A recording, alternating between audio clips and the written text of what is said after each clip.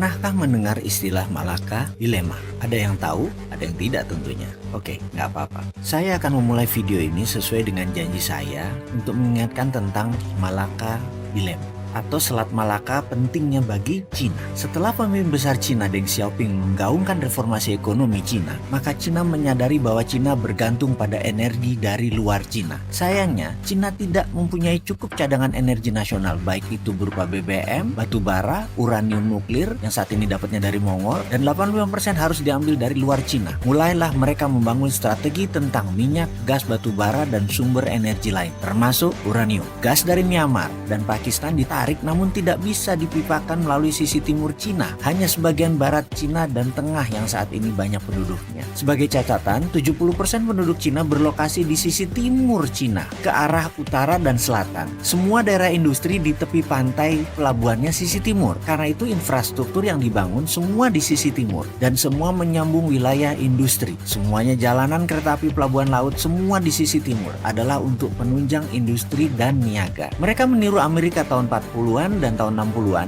20 tahun Amerika membangun criss-cross, jalan bebas hambatan di seluruh Amerika dan kereta api. Dan itu adalah semua menyambung jalan industri dan kebutuhan logistik. Itu yang terlebih dulu, bukan untuk kebutuhan kendaraan pribadi. Itu adalah strategi Cina dan itu adalah strategi Amerika. Cina menarik gas dari Pakistan dan Timur Tengah akhirnya harus dibuat dalam bentuk LNG karena jalan laut lebih murah. Selain itu lebih mudah handlingnya. Energi Cina ditarik juga dari Afrika Timur, dari Afrika Tengah dan dari Timur Tengah atau Selat Hormuz. Semua melalui Pakistan, Myanmar, dan terakhir pasti lewat Selat Malaka. Yang berikutnya adalah Cina perlu batu bara dari Indonesia dan dari Australia yang paling besar. Dan batu bara tersebut semuanya lewat Selat Makassar. Strategi obor Cina, One Belt One Road Cina, ada hal yang ditarget kepada negara-negara pemberi energi Cina, yaitu pasti di trap. Ini yang namanya geopolitik Cina. Kita harus kenal sekali yang namanya geopolitik Cina. Apa buktinya Indonesia misalnya di trap? Sebentar, kita lanjut ya. Sisi tahun 2006, Cina sadar betapa pentingnya Selat Malaka, betapa pentingnya Malaysia dan Indonesia. Karena energi, minyak, dan gas merupakan 60% kebutuhan energi Cina. Maka, manuver terhadap Malaysia dengan membangun aliansi penguasa waktu itu dan petinggi UMNO, dulu adalah Najib, dan berusaha Najib adalah di tangan Cina. Cerita itu bukan cerita angin semilir. Kita tahu bahwa setiap pemerintahan, setiap pemilu, negara asing selalu berkepentingan untuk bermain. Sementara di tahun 2006,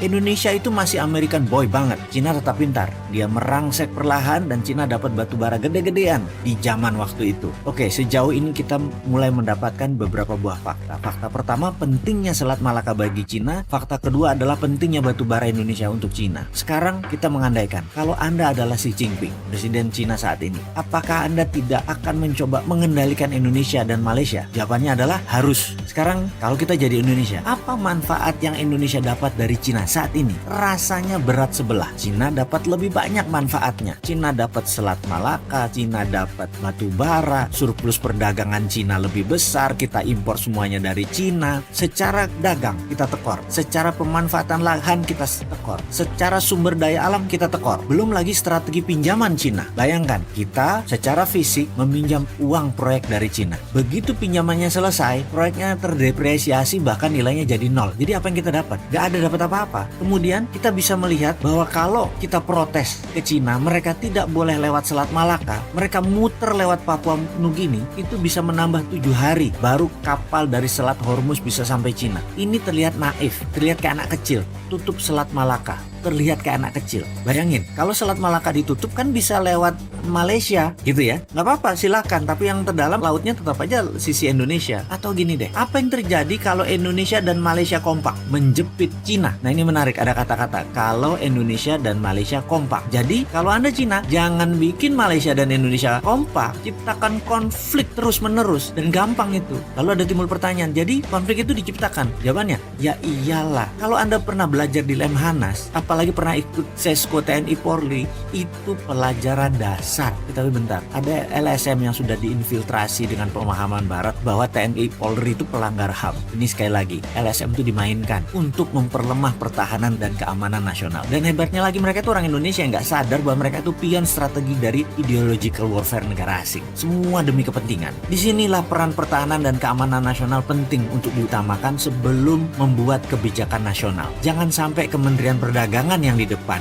biar jadi raja impor lah kita. Kemudian dari sisi geopolitik, semakin mengerti bagaimana peran Indonesia di mata Cina, semakin mengerti apa kebutuhan Cina akan energi, semakin paham Cina dengan obornya yang mengendalikan 2/3 dunia itu niatnya apa. Sekarang sisi Amerika, butuh tahu paham lebih jauhkah tentang Amerika atau kita bedah Cina lebih detail?